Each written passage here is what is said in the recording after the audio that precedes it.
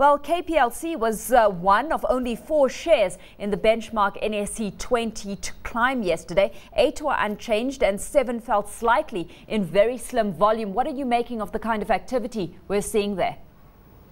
Thank you very much, Alishia. Always a pleasure. We're looking at it in terms of the market situation as of now, just as you observed there. We are seeing little corporate action that is creating a bit of a dry period in the market in terms of the movements in the market. And some of the counters which we are seeing reflecting a bit of activity are KPLC because of the rights issues that were introduced on Monday, and the fundamentals which still look very positive, and investors, especially retail investors, who are very interested on the stock, especially because of the cheap price that it's offering and such. But looking at it from the general front of the market is that we are in a bit of a period where we are seeing a lot of uncertainty, as well as taking positions because of the corporate actions expected, especially from banking stocks come February and March.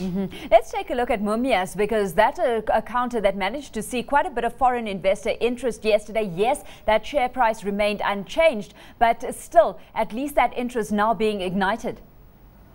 Thank you very much. Mumias Sugar basically has been one stock which has been developed a lot of interest, especially over the recent past, because of the potential that Mumias have. While the concern has been especially this issue of the Commercial market being opened, but Mumias specifically, especially looking at their strategy and more so their diversification approach, has been fairly positive, and because of that we are seeing that interest, especially from the foreign front. And looking at it in terms of the first half results, which are expected to be positive, is fairly a good thing. And also looking at it from the point that they have been thinking about electricity generation, looking at what we are seeing now, the issues of the reduced rains, creating a lot of opportunity for them, as well as some of these other diversification strategies that they are coming up with. And also looking at it from the point of view of the share price, it has gone as high as 15 shillings. So right now it's portending a very good positive sentiment, especially for somebody who might want to get in now to be able to still get out at the 13-14 shilling range. Especially where we've got that sugar price globally really reaching highs at this stage, sitting at around about 30 cents. Looking at commodity prices, we've got tea prices roughly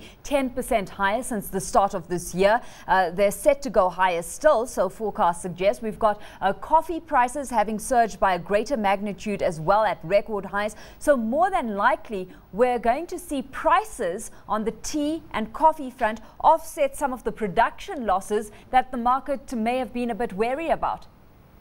That's an excellent observation there, Alishia. Basically, that's a very good positive sentiment, especially looking at the point of view that you're looking at Kenya having a gloomy picture in terms of the agricultural front. But looking at it from the prices point of view, it's a very good point for stocks like Sasini, Kakuzi, which are also interested in some of these or have invested significantly in some of these stocks. And looking at it in terms of going forward, I would expect Sasini's stock to start at least appreciating, because it's been really slumpy at around 12 shillings and 50 cents for a bit of a while now, and hopefully we're going to see a bit of a demand coming on that front. But looking at it in terms of those prices, they are very good and very promising, and hopefully they're going to be able to cushion us, especially because of the drought impact that you're anticipating to come in the next 6 months or so. Well, I was reading a report highlighting that we've got Sasini tea trading on a PE of 3, Kakuzi at 4.5, and are symptomatic of a market niche where share prices will eventually follow those underlying commodity prices as well. So it's got your interest. The question is, to what extent is getting your hands on the stock still a problem, where we know liquidity has been one of the biggest challenges for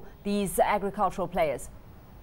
Thank you very much. Looking at it in terms of the front of, first of all, liquidity, I must say Sasini has done well, because we've had a few bonus issues and share splits of late. Kakuzi might be the only one which struggles a bit in terms of liquidity, and so we see the spread of the stock being relatively high. But looking at it from the point of view of Sasini, there has been a lot of positive sentiment, especially ever since Sasini started coming up with more product offerings like the coffee lounges and all. And looking at it from the technical point of view, Sasini, you've seen it good trade as high as 16 within the last 12 months. And right now, when it's trading at that range of 12 to 13, still presents an opportunity for investors. So though most of the investors I'm even dealing with had gotten in at the 14 shilling range, and so when you see it slumping and right now it's trading come dividend, that's another thing that is causing investors to be a bit cautious about it. But in terms of getting in, I think it's a potential stock, especially now that we are seeing most of the financial stocks are already on the higher end. This is one of some of the stocks that people can be able to take a position on and take advantage of those underlying factors that you've just mentioned.